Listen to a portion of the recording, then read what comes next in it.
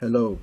So I'm going to present to you a clip from a show that aired on the channel Toxin, which is a French dissident channel that interviewed Dr. Jean-Marc Sabatier about the health crisis, COVID, and the side effects of the mRNA vaccine. In this case, he talks about and responds to the benefits of vitamin D. Vitamin D, which helps treat and cure COVID and also plays a major role in the side effects of the mRNA vaccine. I'll let you listen. Enjoy and see you soon. And then what's really interesting is that when you're a researcher, you're also looking for solutions, and you quickly see very early on the benefits of vitamin D. Yes. Which really helps to solve, or at least to treat as best as possible, to prevent, you say it's like a brake on a car heading towards a wall. Well, it helps avoid hitting the wall. Actually, in 2020, we even published scientific work on the benefits of vitamin D against COVID-19. Because I had identified that the virus disrupts a physiological system called the renin-angiotensin system, which is a hormonal and enzymatic system that actually controls the functioning of our cells and therefore our tissues and organs. So what happens is that the virus, through its spike protein, can recognize the ACE2 receptor, which is the angiotensin converting enzyme 2. And by binding to it, it deregulates this system, it overactivates it, because by binding to it, it interferes with the degradation of a hormone, which is angiotensin 2, which then accumulates in excess and overactivates its own receptor, which is harmful, the AT1R receptor. And then very early on, by studying the renin-angiotensin system, we saw that vitamin D has a very important braking action on it, since it inhibits.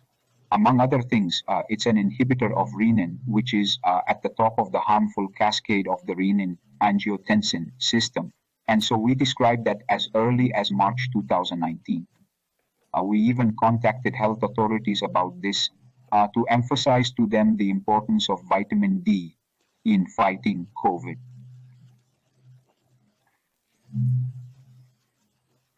I personally even wrote twice to Dr. Castagliola, who is part of the disinformation unit, which was appointed there by the Minister of Health, Nutter.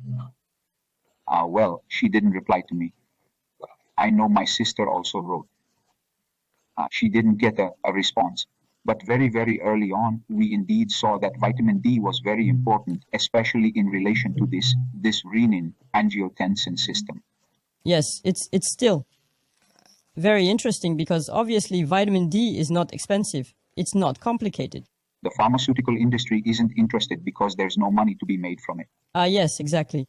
And especially, I'd like to remind you that it was Olivier Véran, our Minister of Health at the time, who proposed it as a prescription to the regional health agencies and so on, instructing them to stop.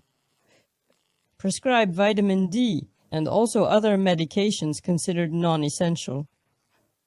So we were really on, even though these were like hydroxychloroquine, these were well-known molecules with known and effective effects. And it was...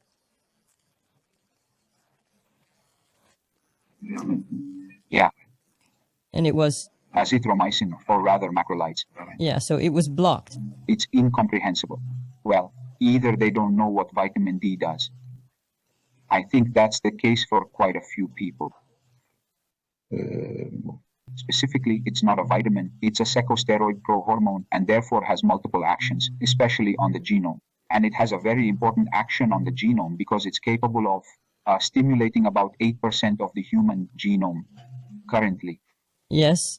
So there are cascading effects that will be very, very beneficial. And it's true that there was kind of a crackdown on vitamin D Yes. It's even currently classified as an endocrine disruptor, which is a complete misunderstanding of how it works, since its action is precisely to act on the hormonal balance. So it doesn't disrupt the hormonal balance. On the contrary, it restores it. It restores a hormonal balance.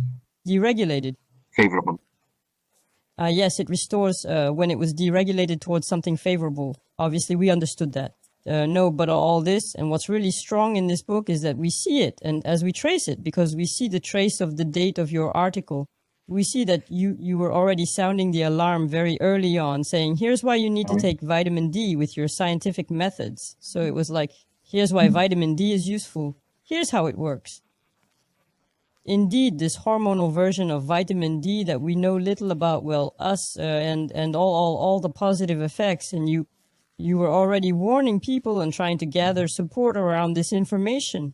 And ultimately, it didn't go through. It was rejected. And as we know. Yes, because it was submitted to the National Assembly by Jean Lassalle. He wrote to the National Assembly specifically for a supplementation of the population, well, in quantities effective, because there was a supplementation that was done in England, but it was pathetic. It was completely underdosed.